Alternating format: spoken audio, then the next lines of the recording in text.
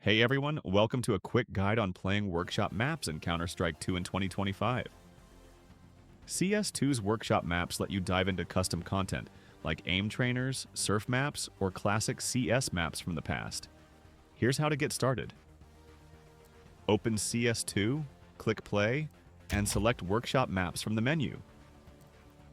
Hit the Visit Workshop button. This opens the Steam overlay. In the featured section, you'll see popular maps.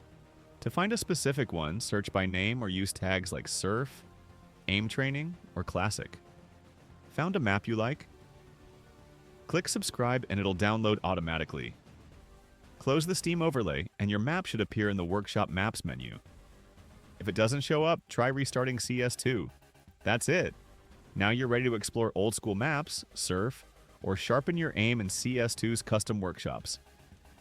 It's that easy! Thanks for tuning in. Like, subscribe, and comment. What's your favorite workshop map? Catch you next time.